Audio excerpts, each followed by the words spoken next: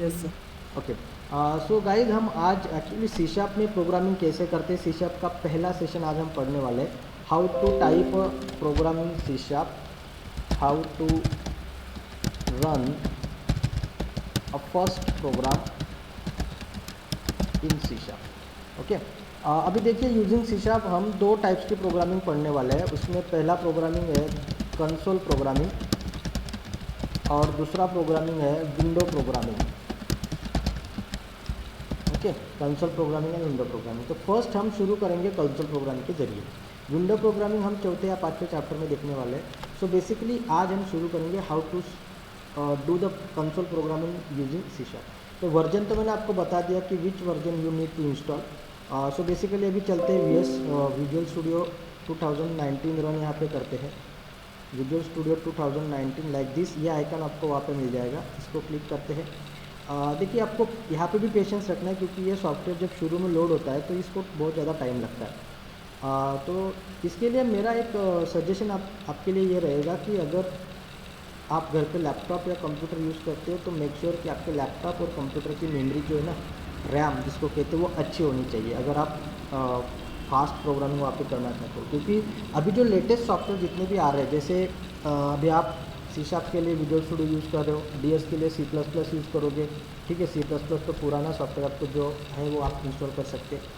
लेकिन आगे जाके अभी अगर जावा हम करेंगे तो जावा इक्लिप्स में बहुत अच्छा होता है, तो इक्लिप्स सॉफ्टवेयर भी लगता है तो उसको भी ज़्यादा मेमोरी लगती है, लाइक दिस। नाउ जैसे ये शुरू होगा, यहाँ पे कुछ इस तरीके से पहले एक बॉक्स ओपन होगा। अभी आपको नया प्रोजेक्ट क्रिएट करना है तो यहाँ पे सीधा ऑप्शन दिया है क्रिएट अ न्यू प्रोजेक्ट। अगर पहले से आपके पास कोई प्रोजेक्ट है तो आप इसको उसमें ओपन जाके वहाँ से ओपन कर सकते हैं। तो आई एम बेसिकली नया प्रोजेक्ट हम शुरू कर रहे हैं तो क्रिएट अ न्यू प्रोजेक्ट पे यहाँ पे मैं क्लिक करता हूँ, create a new project. Okay, create new project मैंने यहाँ पे क्लिक किया हुआ है। It will take few minutes to load.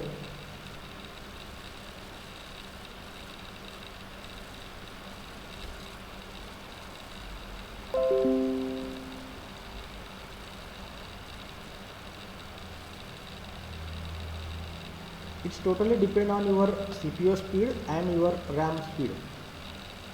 Okay, शुरू में लगता ही है टाइम।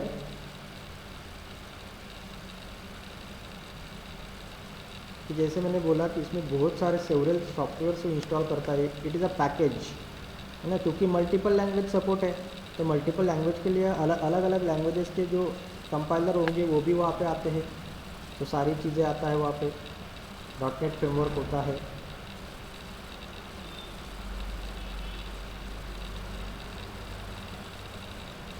ये एसएसडी होना सर, इसके लिए एसएसडी में फास्ट हाँ ज़्यादा है। हाँ, तो अगर आपके आपके लैपटॉप में हार्ड डिस्क की जगह अगर एसएसडी आप डालते हो तो और आसान हो जाता है।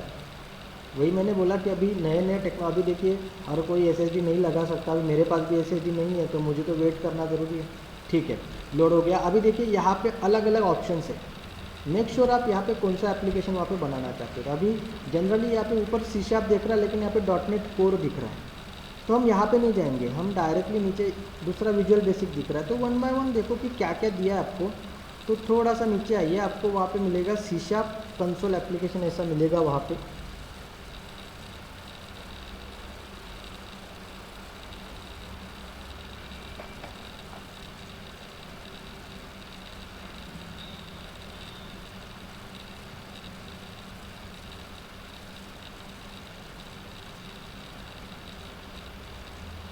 वही है सर, ऊपर का कंसोल।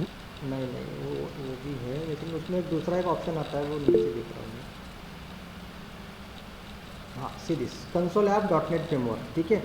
ये यहाँ से भी आप उसको शुरू कर सकते हैं। और ये नीचे दोनों ऑप्शन आते हैं। विंडो अगर हम शुरू करेंगे तो ये नीचे रहता है Windows form application dot net, और ये कंसोल ऐप वहाँ पे डॉट नेट। तो हम ये यहाँ पे ध्यान से देखो कि हम इसको क्लिक करेंगे। क्लिक करने के बाद वो नेक्स्ट करना है आपको।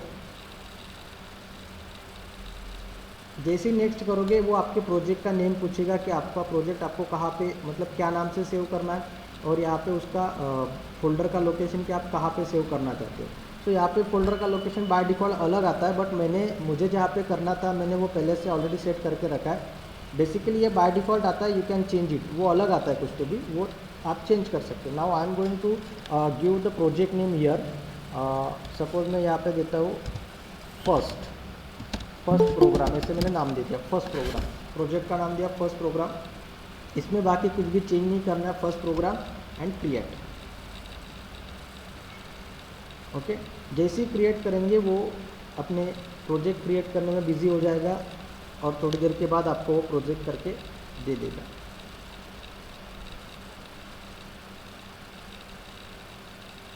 और उसमें ये भी बात होती है, अगर आप मेरा वहाँ पे टास्क बार देख रहे होंगे तो several applications are open there, है ना, तो वो भी थोड़ा सा वहाँ पे ड्रॉबैक हो जाता है लोड करने के लिए। अभी वो मुझे लगती ही है क्योंकि आपको पीपीटी मुझे दिखाना है वो लगेगा, गूगल क्रोम में हमारा मीटिंग चलता है वो लगेगा, वो फोल्डर्स में मैं पीपीटी वगैरह ओपन करता रहता हूँ वो चलता है, नोटपैड मुझे वहाँ पे लगता है, OBS स्टूडियो डेफिनेटली मैं रिकॉर्डिंग कर रहा हूँ तो OBS स्टूडियो मुझे लगता है लेक्चर रिकॉर्ड करने के लिए।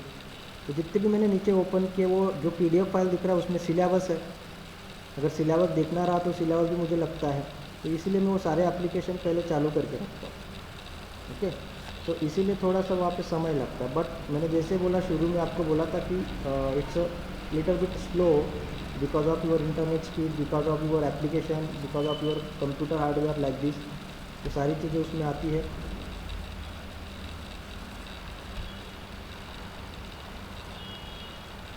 एक्चुअली अगर ये पहले शुरू करके रखता था तो फिर ये चीज़ें आपको नहीं बता रही थी कि कहाँ से शुरू करना, इसीलिए मैंने पहले शुरू करके नहीं रखा। यहाँ पे थोड़ा टाइम लगेगा तो चलेगा, बट आपको कंसेप्ट पूरा प्रॉपरली समझ में आ जाएगा कि कहाँ पे क्या सिलेक्ट करना, कैसे करना। अगर ये विजुअल स्टूडियो 2010 होता तो अभी तक के रन हो जाता। जितना नया सॉफ्टवेयर आप इंस्टॉल करोगे उसको उतनी ज़्यादा मेमोरी लगती है, उसको उतना ज़्यादा टाइम लगते जाता है, क्योंकि ये जो नए सॉफ्टवेयर फ़िलहाल जो बन रहे हैं वो आपके कॉन्फ़िगरेशन के हिसाब से बनते हैं। आपका कंप्यूटर का कॉन्फ़िगरेशन तो उसको बेसिकली वो हाई कॉन्फ़िगरेशन के हिसाब से बनाए जाते हैं। ओके,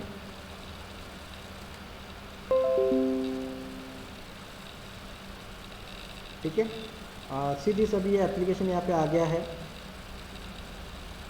अभी भी वो थोड़ा सा टाइम ले रहा है वेटिंग को, लाइक दिस। ओके, अब देखिए, आप जैसे ही ये एप्लीकेशन शुरू करते हो तो पहले ये जो IDE है, इंटीग्रेटेड डेवलपमेंट इन्वायरमेंट, IDE का मतलब होता है इंटीग्रेटेड डेवलपमेंट इन्वायरमेंट। आप कई बार ये वर्ड सुनते हो, इंटीग्रेटेड डेवलपमेंट इन्वायरमेंट। ओके, मतलब आपका डेवलपमेंट करने के लिए जो सॉफ्टवेयर होता है उसका इंटीग्रेशन क्या है, उसका इन्वायरमेंट क्या है, उसको IDE कहते हैं। तो अभी इसका IDE अगर आप देखोगे तो ये है, यहाँ पे सॉल्यूशन एक्सप्लोरर है। सॉल्यूशन एक्सप्लोरर के अंदर आपके प्रोजेक्ट की सारी इन्फॉर्मेशन आपको मिलती है कि आपके प्रोजेक्ट का नाम क्या है, मैंने दिया है फर्स्ट प्रोग्राम, उसकी प्रॉपर्टीज़, उसके रेफरेंसेस, उसका कॉन्फ़िगरेशन फाइल, और हमारा जो C# का फाइल है वो। ओके, ये यहाँ पे आएगा। ये प्रॉपर्टीज़ वगैरह, ये सॉल्यूशन एक्सप्लोरर वगैरह हमें फ़िलहाल तो भी ये जो हमारा आता है विंडोज़ एप्लीकेशन, उसके अंदर हमें डिटेल इसका जो यूज़ है वो समझ में आता है। फिलहाल कंसोल एप्लीकेशन में हम उसका यूज़ ज़्यादा नहीं करेंगे। तो ये आपका फर्स्ट प्रोग्राम .cs इसलिए है क्योंकि हमने C# लैंग्वेज यूज़ की है। अगर हम विजुअल बेसिक यूज़ करते तो यहाँ पे .vb करके आता था। ओके, अब इसमें देखिए, जैसे यहाँ पे एक एडवांटेज आपको मिलेगा कि आपको यह टोटल रेडी मिलेगा, आपको सिर्फ आपके कोडिंग पे ध्यान देना है। जैसे जावा में हमें इंपोर्ट से लेकर पूरा लाइन बाय लाइन कोडिंग हमें खुद को लिखना होता है, बराबर है कि नहीं, है ना, यस और नो? Yes sir. हाँ, यस सर। यहाँ पे आपको एक आसान मिल जाएगा C# में कि आपको इतना कोडिंग अपने आप मिल जाएगा। इसमें देखिए ये जो ऊपर है ना, नेम पेज यूजिंग सिस्टम, ये नेम पेजेस होते हैं। हाँ, फॉन्ट नाही वाढतं ना का? दिसत नाही आहे क्लिअर? नाही. ओके, ठीक है, I just check. Okay sir. तो इसमें जनरली ये जो ऊपर के फाइल्स आपको दिख रहे हैं, अभी अंकिता आज के लिए थोड़ा एडजस्ट करो, मैं कल इसका फॉन्ट बढ़ा लूँगा, ठीक है? Okay sir, okay sir. तो फिलहाल यहाँ पे ये जो ऊपर आप यूजिंग सिस्टम वगैरह देख रहे हो ना, जैसे जावा में पैकेजेस होते हैं, यहाँ पे नेम पेजेस होते हैं। तो ये नेम पेजेस बाय डिफ़ॉल्ट पहले से आ जाते हैं, जो बेसिकली लगते हैं, जैसे लिंक, टेक्स्ट। ये जो सिस्टम नाम का नेम पेज है ना, it is very important name page. See this name page system, उसको नाम है नेम पेज सिस्टम, है ना। आप उस पर लेके जाते तो आपको सजेशन भी बता देता कि एक्चुअली ये है क्या। तो नेम पेज, जैसे हमने फर्स्ट प्रोग्राम नाम दिया तो जनरली इसका खुद का एक पैकेज बन जाता है। तो नेम पेज फर्स्ट प्रोग्राम, इसी नाम से आपका पैकेज बन जाता है। उसमें जिस नाम से आपने वहाँ पे प्रोजेक्ट बनाया उसी नाम से एक पैकेज खुद का बन जाता है, और उसी के पैकेज के अंदर फिर आपका ये क्लास, ये जो कंसोल फाइल होता है ना सी शार्प का कंसोल फाइल, और जो मेन क्लास होता है उसका नाम हमेशा प्रोग्राम होता है, वो चेंज मत करना क्योंकि इस नाम से आपकी फ़ाइल वगैरह वहाँ पे सेव है। So do not change this program name, file class name. Okay, आपको खुद का क्लास बनाना है तो आप इसके ऊपर या नीचे कहीं पे भी बना सकते हो। और ये जो क्लास प्रोग्राम है इसके अंदर हमारा मेन मेथड आता है static wide main string ARGS। अब बेसिकली आपको ये पता है स्ट्रिंग ARGS क्या होता है, ये जावा में भी हमने यूज़ किया है, स्टैटिक वाइड मेन। अब यहाँ पे पब्लिक इसलिए नहीं लिखा है क्योंकि यहाँ पे बाय डिफ़ॉल्ट ये मेथड पब्लिक ही होती है, तो इसको पब्लिक लिखने की ज़रूरत नहीं। जावा में हम लिखते थे पब्लिक स्टैटिक वाइड मेन, यहाँ पे लिखने की ज़रूरत नहीं, सिर्फ स्टैटिक वाइड मेन आएगा, इसमें चेंज मत करो। अभी यहाँ पे जो भी कोडिंग आपको करना है, now I want to print the simple hello world program, क्योंकि पहले जब भी हम कोई लैंग्वेज नए से पढ़ते हैं तो उसमें सबसे पहले प्रोग्राम हम हेलो वर्ल्ड का ही करते हैं। तो बेसिकली आपको यहाँ पे प्रिंट करने के लिए जावा में क्या लिखते थे आप, system.out.println, बराबर है, यस और नो? Yes sir. C++ में आप लिखते थे सी आउट, है ना, और सी में लिखते थे हम printf, that is print Printf। Function. लेकिन यहाँ पे अगर आपको लिखना है तो कंसोल, क्योंकि ये कंसोल प्रोग्रामिंग है, कंसोल नाम का एक क्लास है, उसका डॉट करके आपको राइट लाइन मेथड कॉल करनी है। राइट एंड राइट लाइन, जैसे प्रिंट और println में डिफरेंस है ना, सेम डिफरेंस यहाँ पे write and write line. You can use both methods, but if you use write method then आपकी जो लाइन है वो सेम लाइन पे प्रिंट होगी, और अगर आपको नए लाइन पे प्रिंट करना है then you can use write line. Difference समझ में आया राइट और राइट लाइन का? Yes sir. हाँ, राइट मेथड अगर यूज़ करेंगे तो भी चलता है और राइट लाइन यूज़ किया तो भी चलता है। जैसे जावा में प्रिंट एंड println का डिफरेंस था, सेम डिफरेंस यहाँ पे। तो जनरली अभी यहाँ पे जैसे डॉट किया ना, यहाँ पे हेल्प मिल जाती है आपको, ये हेल्प होती है इसमें C#.NET में, .NET फ्रेमवर्क में। आप .NET में कोई भी लैंग्वेज यूज़ करो वो बराबर से उसके हिसाब से आपको वहाँ पे देगा। जैसे मैं W टाइप करूँगा वो W के आपको वहाँ पे ये दे देता, फिर आप एरो की से यूज़ करके टैब की प्रेस करिए, वो वहाँ पे आ जाता है। सिलेक्ट करके आपको टैब की प्रेस करना है, और फिर राइट लाइन में हमें जो मैसेज प्रिंट करना है। अभी देखिए, जैसे मैंने ओपनिंग ब्रैकेट दिया उसने ऑटोमेटिक डबल उसको क्लोजिंग भी कर दिया, जैसे मैंने डबल कोटेशन दिया उसने ऑटोमेटिक उसको क्लोज कर दिया। मैं सिर्फ एक बार प्रेस कर रहा हूँ, ओपनिंग वाला प्रेस कर रहा हूँ, ऑटोमेटिक वो वहाँ पे दे रहा है। अभी जो मुझे मैसेज प्रिंट करना है हेलो वर्ल्ड, वो मुझे यहाँ पे लिखना है हेलो वर्ल्ड, और पीछे आके यहाँ पे सेमीकोलन दे दीजिए लाइक दिस। तो बेसिकली सिंपल console.writeline आपको वहाँ पे लिखना है। इसको लिखने के बाद आप सेव कर सकते हो, यहाँ से सेव प्रोजेक्ट करना है, सभी फाइल में सेव करना है, तो यहाँ पे, तो इसको मैं क्लिक कर देता हूँ save. Now I am going to execute this program. तो यहाँ पे ये जो स्टार्ट दिख रहा है, स्टार्ट सबको Yes, sir. Yes, sir. Yes, यहाँ sir. पे क्लिक करिए, या सीधा F5 प्रेस करके भी आप प्रोग्राम को रन कर सकते हो, F5। तो मैं यहाँ पे स्टार्ट पे क्लिक कर देता हूँ। जैसे मैं स्टार्ट करता हूँ वो डिबगिंग करना शुरू करता है। यहाँ पे नीचे आउटपुट विंडो में वो क्या क्या कर रहा है यहाँ पे प्रोसेस आपको बताएगा। Building started, project, first program, configuration, debug any CPU, ये यहाँ पे आपको बताएगा। ओके, हाँ, इसमें अभी एक प्रॉब्लम है, आउटपुट क्यों नहीं आ रहा है। तो इसमें एक ड्रॉबैक है, जब इसमें डॉस बेस विंडो ओपन होता है ना तो वो आके चला जाता है, जैसे सी में होता था। तो सी में भी विंडो आके चली जाती थी। सी अभी देखो यहाँ पे वो लोड कर रहा है, फर्स्ट प्रोग्राम .exe वो लोड कर रहा है फिलहाल, लेकिन जो विंडो आएगी वो इमीडिएटली आके हाइड हो जाएगी आपके सामने से, जैसे सी में होता था। याद आ रहा है, सी में भी हम क्या लिखते थे, सी दिस। ये विंडो आया, Yes, sir. ये विंडो आया वहाँ पे, ओके, जैसे वो Screen को hold. हाँ, प्रिंट आउटपुट प्रिंट करके वो चला भी जाएगा। बट ये होल्ड आपको इसलिए दिख रहा है क्योंकि बिल्ड सक्सीडेड, नीचे मैसेज आ रहा है build succeeded, okay, like this. Message वहाँ पे नहीं आया, लेकिन हाँ वो प्रोसेस में, इसलिए मैसेज नहीं, सी दिस। इतना टाइम क्यों लगा, क्योंकि वो प्रोसेस को ही उतना टाइम लगा, अदरवाइज आपका आउटपुट वहाँ पे दिख जाता था। अब अगर आपको वो आउटपुट देखना है और विंडो को स्टेडी रखना है तो आपको हमेशा यहाँ से याद रखो, आपके मेन फंक्शन की आखिरी लाइन, हमेशा ये होनी चाहिए, console.read। ये आपके फंक्शन की आखिरी लाइन हमेशा वहाँ पे होनी चाहिए, console.read। Now I am going to again execute it. Build started, okay, see this. Now अभी आउटपुट आपको वहाँ पे मिलेगा, सी दिस, हेलो वर्ल्ड आ गया।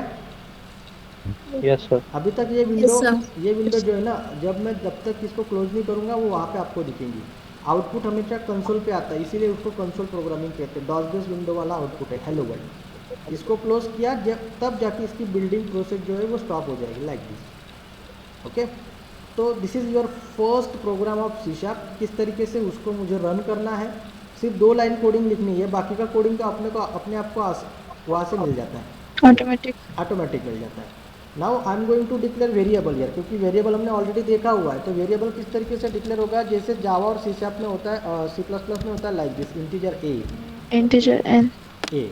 Now suppose I want to go double b, okay, like this, character c, like this. आप ऐसे variable वहाँ पे बना दीजिए। अभी इन वेरिएबल के नीचे क्यों आ रहा है अंडरलाइन, क्योंकि वो उसको हमने वैल्यू नहीं दी है या फिर उसको यूज़ नहीं किया है। तो जब आप सी शार्प का कोडिंग सेव कर लोगे ना, तो आप एक बात नोट करना कि आपके किसी भी कोडिंग को किसी भी टाइप का अंडरलाइन होना ज़रूरी नहीं है ना। और अगर वहाँ पे कुछ ना कुछ अंडरलाइन है तो समझ लीजिए कि आपके प्रोग्राम में कुछ ना कुछ प्रॉब्लम है। अभी ये अंडरलाइन ज़रूर है लेकिन ये प्रॉब्लमेटिक नहीं है, क्योंकि हमने उसको डिक्लेयर किया बट हमने फिलहाल उसको यूज़ नहीं किया है। Now I am going to store some values in between 10, okay, b equal to 5.7. You can read the value from the user also. C is equal to capital A, single quotation में देना, ठीक है, क्योंकि character. Now I want to print the values of third, तीनों variable की value मुझे print करनी है। तो मैं यहाँ पे लिखूँगा a इज इक्वल टू, अब यहाँ पे आपको लिखना है प्लस a, जैसे जावा में लिखते आ रहे थे वैसे ही लिखना है, ठीक है, प्लस a कंसोल, ये क्लास ऑटोमेटिक आ जाता है, console dot write line automatic आ जाएगा वहाँ पे। मतलब आपको टैप करना पड़ेगा एटलीस्ट, हाँ, नहीं तो ऑटोमेटिक मतलब वो ऑटोमेटिक वहाँ पे नहीं आता, आपको टैप की प्रेस करना पड़ता है उसके लिए, D, like this. Okay, again console tap dot write line, okay, C is equal to plus C,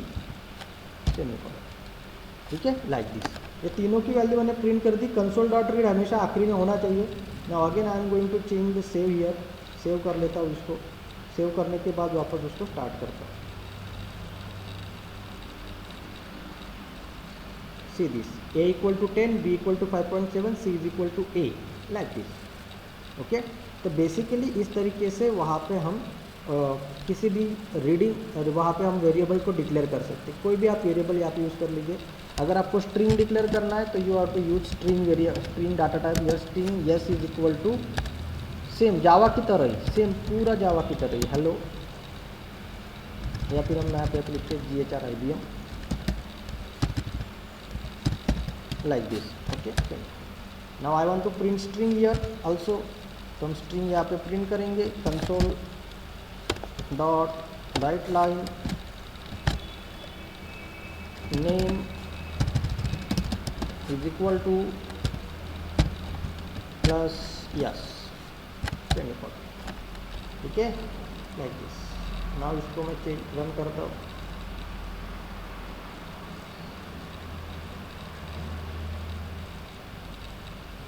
see this, आ गया आउटपुट आपका 10 5.7 ए नेम GHR IBM। तो इस तरीके से, ओके। तो नाउ ये अभी आपको अच्छे से समझ में आ गया होगा। तो आज आपका बेसिक टास्क घर पे ये रहेगा कि अगर आपने विजुअल स्टूडियो इंस्टॉल नहीं किया है तो विजुअल स्टूडियो इंस्टॉल करो। जिनके पास लैपटॉप या फिर कंप्यूटर होगा वही लोग प्रैक्टिस कर सकते हैं, बाकी लोग एटलीस्ट कैसे कर रहे हो वो थोड़ा सा ध्यान में दो। जैसे आपको समय मिलेगा किसी के यहाँ पे जाने का या फिर लैपटॉप प्रैक्टिकल होगा किसी के यहाँ पे, जैसे आपको चांस मिलता है आप प्रैक्टिस वहाँ पे करिएगा। ओके, सो समझ में आया आपको किस तरीके से आप ये करोगे? इस ओके, नाउ ये हो गया हमारा कल जो हमने पढ़ा था और आज मैंने आपको प्रैक्टिकल सेशन पढ़ा दिया। नाउ हम थोड़ा सा आगे चलते हैं अभी नेक्स्ट टॉपिक की तरफ। बहुत ज़्यादा CPU कंज्यूम करता है ये .NET का एप्लीकेशन, इसलिए मैं विजुअल स्टूडियो 2010 अभी तक के मैंने मेरे लैपटॉप में रखा हुआ है, क्योंकि इट्स अ वेरी इजी और कम इसमें चलने वाला सॉफ्टवेयर है। नाउ डेटा टाइप ये हमने वहाँ पे पढ़ा हुआ था। नाउ आज हम पढ़ेंगे ऑपरेटर्स। तो बेसिकली C++ के अंदर जो ऑपरेटर्स यूज़ होते हैं जो हमने ऑलरेडी देखे हुए हैं, बहुत सारे ऑपरेटर्स ऑलरेडी आपने देखे हुए हैं. Actually you are familiar with that operators also. Okay, see this. ये अगर हम सिर्फ मैं आपको पढ़ाता हूँ, ये सब आपको जानते हैं, आप सब लोग पता है ना ये सभी ऑपरेटर्स, यस और no. Yes, sir. Binary operators मतलब इसमें देखिए पहले अरिथमेटिक ऑपरेटर का ग्रुप आता है. अरिथमेटिक ऑपरेटर्स के अंदर वही 5 ऑपरेटर है जो सी प्लस प्लस और जावा में हमने पढ़े हुए हैं.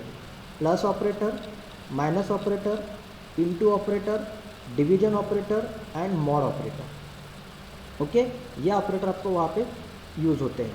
नाउ रिलेशनल ऑपरेटर्स के अंदर less than or equal to, greater than or equal to, not equal to. Okay, same वही सिंबल वही है. सर दिख रही है, हाँ, स्क्रीन नहीं दिख रही है. सबको दिख रही है, तुझे नहीं दिख रही होंगी. स्क्रीन दिख रही ना सबको. Yes, sir. Yes, sir. Logical operators के अंदर logical and, logical or, logical not. Bitwise भी वही ऑपरेटर है. Okay, and or, okay, insertion, extraction, tilde sign, raise sign. Assignment operators भी वही है, इक्वल टू. प्लस इक्वल मतलब जो हमने शॉर्टकट ऑपरेटर पढ़े थे, कंबाइन, प्लस करके इक्वल करता है वो. माइनस इक्वल मतलब माइनस इक्वल दोनों साथ में परफॉर्म करेगा. Into equal, division equal, mod equal. These are assignment operator. Unary operator वही है, plus plus and minus minus, increment decrement operator और कंडीशनल ऑपरेटर. जो ये ऑपरेटर आई होप सभी ने वहाँ पे उसको पढ़े हुए हैं और सबका यूज़ आपको पता है. इसीलिए हम कहते हैं कि सी शार्प ईजी है. ईजी क्यों है? उन लोगों के लिए ईजी है जो already C plus plus and Java जानते हैं. इसीलिए मैंने आपको शुरू में बोला था कि अगर आपको सी शार्प अच्छे से पढ़ना है तो आपको 2 चीज़ें पता होनी चाहिए. फंडामेंटल्स ऑफ प्रोग्रामिंग, तो ये फंडामेंटल्स में आता है, and object oriented concept of programming, जिसको क्लास ऑब्जेक्ट पता है वो. ठीक है. अब जैसे मैंने आपको बोला कि सी शार्प में अगर आपको आउटपुट प्रिंट करना है तो आपके पास कंसोल नाम का ये जो क्लास है, basically this class is belong to the name page system. System नाम का जो नेम पेज है उसमें ये क्लास वहाँ पे आता है, कंसोल नाम का क्लास. और ये जो कंसोल क्लास बनाया गया बेसिकली आपको कंसोल से इनपुट लेने के लिए और कंसोल पे आउटपुट प्रिंट करने के लिए इस क्लास का यूज़ वहाँ पे होता है. तो बेसिकली आउटपुट करने के लिए console class has 2 method, that is write line methods and write method. Both are static methods. Both are static method. कैसे पता चला रहे मुझे स्टैटिक मेथड है ऐसा? कौन बता सकता है? How can you identify the method is static और not? Anyone? So statics means only one, no? Only one, yes, but how can I identify the static methods?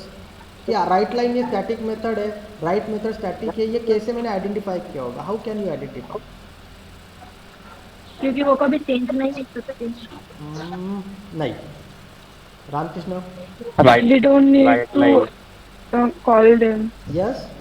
They get automatically called. No, automatically write line तो मुझे call करना है तभी तो call होंगी. Okay, सी यार, अभी मैंने बताया ना उसी में आंसर था.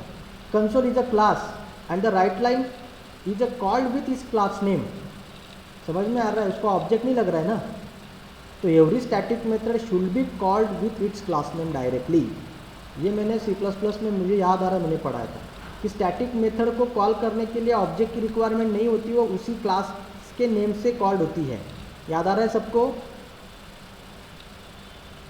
Yes or no? Yes, sir. हाँ. So basically Yes, sir. right line and right are the static methods because it's called with its name, class name directly. Console dot write line.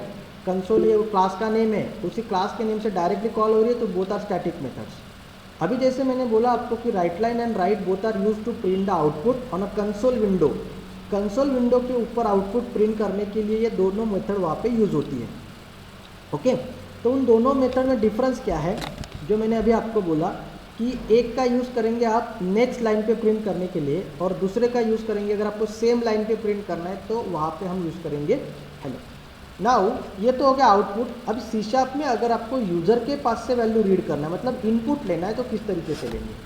तो same class वहाँ पे use होता है. तो console class has basically design to read and write from the console and to the console.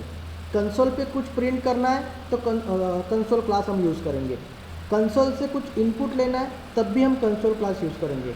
Only the difference is methods. अगर हमें print करना है there are 2 methods, write and write line methods.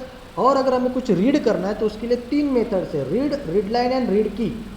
Console class has a 3 methods for reading input like read, read line and read की।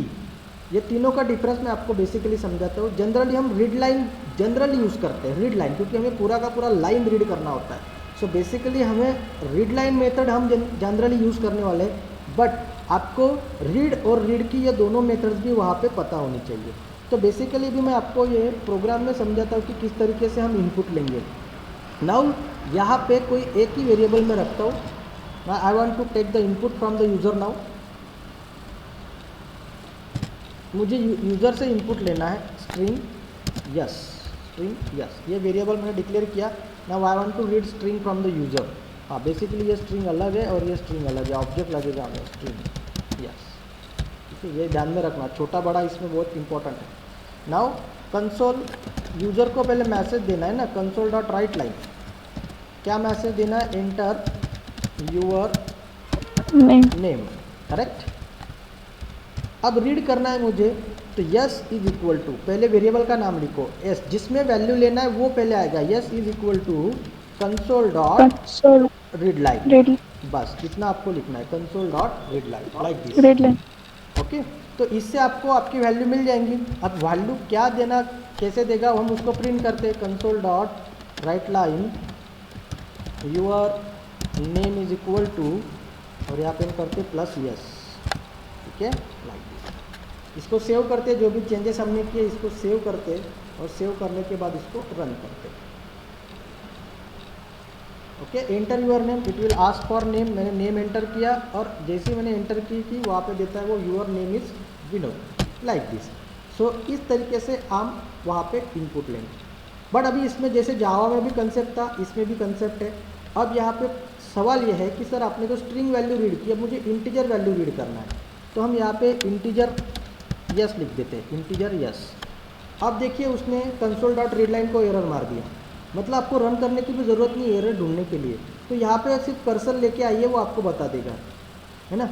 Cursor लेके आइए, वो आपको बता देगा कि आप क्या गलत कर रहे हो। जैसे मैं कर्सर लेके आया, वो बोलता है read the next line of character from the standard input. और यहाँ पे जो है ना रीड लाइन मेथड किस चीज़ के लिए यूज़ हो रही है, और ये एरर आप वहाँ पे देख लीजिए कि एरर क्या है।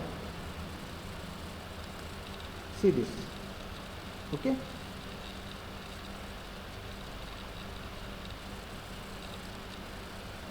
तो बेसिकली इसका कैनॉट सी दिस नाउ, अभी जैसे एरर पे आया, अब एरर आपको बता, cannot implicitly convert type string to integer.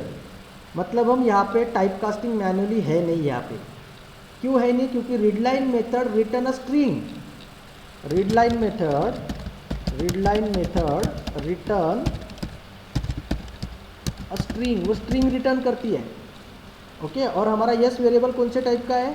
Integer type का है। सो कैनॉट कन्वर्ट, तो हमें कन्वर्जन करना पड़ेगा जैसे जावा में करते थे। आप किस तरीके से करते थे जावा में? Next line, next int. हाँ, बट अगर आपको कन्वर्जन करना था तो आप कैसे करते थे? उसमें मेथड ही नेक्स्ट इंट था, लेकिन there is one method that is next integer dot parse. याद आ रहा है आपको? Yes sir. हाँ, तो अभी मुझे अगर इसको कन्वर्ट करना है ना, तो मेरे पास जिस चीज़ में मुझे कन्वर्ट करना है, so I N T is a class, integer dot parse, ऐसा आपको लिखना है, इंटीजर डॉट पार्स। और ये जो रीड लाइन मेथड है ना, उसको उसके ब्रैकेट में लिखना है। मतलब पहले इनपुट आएगा और उसको कन्वर्ट करेंगे हम इंटीजर में, सो इन डॉट पार्स। ये लाइन आप लिख सकते हो, या फिर there is another one, s is equal to convert करके एक क्लास है, कन्वर्ट डॉट टू इंट, और इसमें लिखना है आपको console dot read line, like this. तो दोनों में से जो आपको सही लगे आप यूज़ कर सकते हो, दोनों सही वे है। पार्सिंग भी कर सकते हो, मतलब इंटीजर डॉट पार्स भी लिख सकते हो, या फिर डायरेक्टली आप ऐसा भी लिख सकते हैं, कन्वर्ट डॉट टू इंट 32, है ना। यहाँ पे टू इंट मतलब इंटीजर में कन्वर्ट करना है, then you can use conversion method also, convert dot to int, like this. तो ये हो गया कन्वर्जन। ये दोनों वे मैंने आपको इसलिए बता रहा हूँ क्योंकि आपको जब चाहे जो चीज़ याद आए आप उसको यूज़ कर सकते हो, क्योंकि दोनों मेथड आपको पता होनी चाहिए। So in dot parse it is absolutely right, या फिर convert dot int 32 it is also absolutely right. बीच में आपको रीड लाइन लिखना है। नाउ सभी लाइनें हट गई। अब प्रोग्राम आपका रेडी है, उसको सेव करते स्टार्ट करते हैं। नाउ इट विल, अभी ये एंटर योर नेम का मैसेज मैंने चेंज नहीं किया, मैं सिर्फ इंटीजर वैल्यू दे देता हूँ, your name is equal to 10 like this. मुझे सिर्फ यहाँ पे आपको समझाना था कि किस तरीके से हम इंटीजर वैल्यू लेना है। Suppose if you want to read double value, if you want to read double value, double D है ना, डबल डी, देन यहाँ पे आपको कन्वर्ट में ये मेथड हटाना है, convert dot to double like this. इस तरीके से वो टू डबल मेथड आपको वहाँ पे यूज करना है अगर आप कन्वर्ट में करना चाहते हो तो टू डबल लाइक दिस। समझ में आ रहा है कंसेप्ट? किस तरीके से रीडिंग करेंगे इनपुट, यस और no? Yes sir. Yes sir. हाँ, तो यह रीडिंग इनपुट में मैंने जिस तरीके से आपको समझाया, अगर आपको स्ट्रिंग रीड करना है तो नो नीड टू कन्वर्जन, क्योंकि read line method directly string return करता है। But suppose if you want to read other than string, मतलब integer, double, float, then you use the conversion method. तो conversion method के लिए आपको convert class जो है वो यूज़ करना पड़ता है, उसकी कन्वर्जन मेथड्स आपको वहाँ पे पता होनी चाहिए। So convert dot to int, to double like this, to float, okay. और यहाँ पे आसानी से वो पता भी चल जाता है, आपको सिर्फ कन्वर्ट लिखना है, वो अपने आप डॉट करके वो मेथड बता देता है आपको कि आप कौन सी मेथड वहाँ पे जनरली यूज़ करना चाहिए, आपको सिर्फ पता होना चाहिए। कन्वर्ट डॉट टू, सीधे to double to in, 2 20 64, 2 byte, 2 billion, जिसमें कन्वर्ट करना है वैसे, डेसिमल, डबल, है ना, बुलियन अगर आपको कन्वर्जन करना है, डेट टाइम होगा, कैरेक्टर होगा, 2 सिंगल, 2 स्ट्रिंग लाइक दिस। तो आपको वापस सिर्फ ये 2 इन 32 बेसिकली जो कॉमन टाइप मैंने बोला था, इस तरीके से आप उसको यूज़ कर सकते हैं, है ना। अब ये 2 इंट में कन्वर्ट हो जाएगा तो वो कन्वर्जन आपको इंटीजर में मिल जाएगा लाइक दिस। मतलब आप टाइप कास्टिंग करने के लिए कन्वर्जन है। या फिर जैसे मैंने आपको बोला, अगर डबल में कन्वर्ट करना है तो डबल डॉट पार्स, ऐसा भी आप लिख सकते हो, डबल डॉट पार्स। जैसे मैंने शुरू में लिखा था इन डॉट पार्स, वैसे डबल डॉट पार्स, और इसमें लिखिए console dot read line like this. तो आपके पास अलग अलग चॉइसेस है, बस आपको वो पता होनी चाहिए। तो बेसिकली इस तरीके से हम यहाँ पे इनपुट लेने वाले हैं।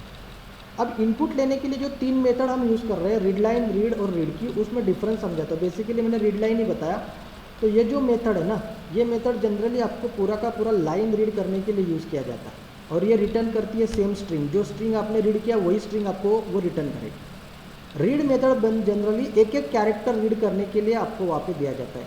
मतलब the read method read the next character from the standard input string, and वो कैरेक्टर तो रीड करता है बट वो उसकी आस्की वैल्यू रिटर्न करेगा। ASCII value, every character has ASCII value. Simple example मैं आपको बताता हूँ इसका। अभी देखिए, मैं एक वेरिएबल यहाँ पे लेता हूँ कैरेक्टर यस, कैरेक्टर यस, और यहाँ पे एक मैसेज देता है एंटर एनी कैरेक्टर। सपोज मान लीजिए एंटर एनी कैरेक्टर, ओके। और ये हटा देता हूँ अभी मैं, ये भी हटाता हूँ, ठीक है। और यहाँ पे लिखता हूँ s is equal to console dot read, console dot read, ठीक है। डायरेक्ट लिखते हैं कंसोल डॉट रीड। अब यहाँ पे आएगा read the next character from the standard input string. Error क्या है, सीधी ये बल्ब सिंबल आ गया। ऐड एक्सप्लिसिटली, यहाँ पे भी कास्टिंग करना पड़ेगा आपको, कैरेक्टर कन्वर्जन करना पड़ेगा, ठीक है। तो हम यहाँ पे लिख देते सी क्या, इस तरीके से भी आप कर सकते हो क्या कन्वर्जन, ये भी ऐसा भी होता है एक्सप्लिसिट टाइप कास्टिंग। अब मैं अभी यहाँ पे डायरेक्ट यस प्रिंट करूँ तो एक्सपेक्टेड है आपको कैरेक्टर प्रिंट होगा कि नंबर प्रिंट होगा, क्या प्रिंट होगा देखते हैं। अब सपोज मैं यहाँ पे कैपिटल ये देता हूँ, कैपिटल ये आ गया, कंसोल डॉट रीड, उसको प्रिंट किया, वापस कंसोल डॉट रीड कर दिया।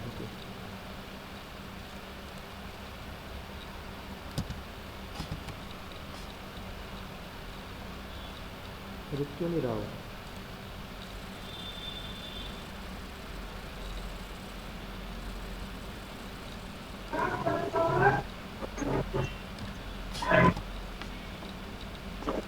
सर उनके बीच में कंसोल रीड लगाना पड़ेगा ना?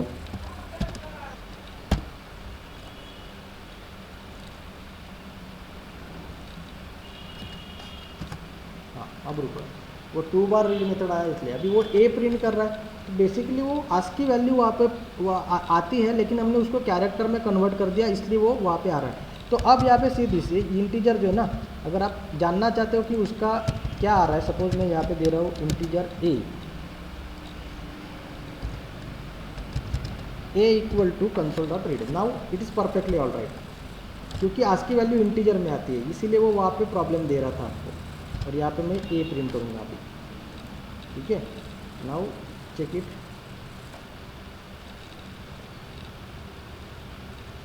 तो आपको इससे अभी ए कैपिटल ए दिया तो उसका आस्की वैल्यू प्रिंट होगा सीरीज 65। सो कैपिटल ए का आस्की वैल्यू क्या है, 65 है। तो basically read method return a ASCII value of the character. मतलब रीड मेथड का रिटर्न टाइप क्या होगा, कौन बताएगा मुझे? What is the return type of read method? What is the return type of read method? Return type, जैसे read line का return type है, रीड लाइन का रिटर्न टाइप है स्ट्रिंग, वो स्ट्रिंग रिटर्न करता है। वैसे रीड का रिटर्न टाइप क्या है? इंट। 100% इंट, क्योंकि वो आस्की वैल्यू रिटर्न करता है ना। तो ये डिफरेंस समझ में रखो, समझ लो सब। तो रीड आपको आस्की वैल्यू देगा, तो कोई भी जो भी नंबर आप देंगे, अगर आपने नंबर भी दिया ना तो उसकी आस्की वैल्यू देगा वो। तो अगर आपने वहाँ पे सपोज 1 दिया तो 1 का आस्की वैल्यू जो भी होगा वो वहाँ पे आपको रिटर्न करेगा, लाइक दिस। तीसरा जो मेथड है रीड की मेथड है, वो रीड की मेथड वहाँ पे आपको जो की यूज़र प्रेस कर रहा है, this method is usually hold a screen until user press a key. तो जो की आप वहाँ पे देते हैं ना, बेसिकली स्क्रीन को होल्ड करने के लिए रीड की मेथड वहाँ पे यूज़ करना है। रीड मेथड की जगह रीड की का बेटर यूज़ हम वहाँ पे यूज़ करेंगे। जो मैंने आपको बोला आखिरी लाइन जो होती है ना रीड की, तो अभी सीधी अगर मैं यहाँ पे directly read key method use करता हूँ, कंसोल डॉट रीड की,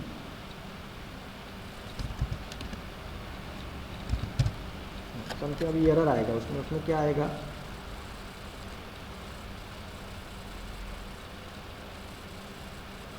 fix formatting read key A is equal to console dot read key, A equal to console dot read key, दोनों अलग अलग होते रहे,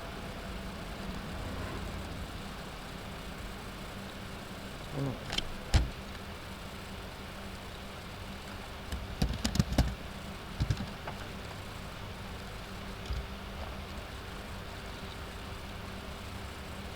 हाँ, तो read key method doesn't return any की, जस्ट इट्स होल्ड अ की।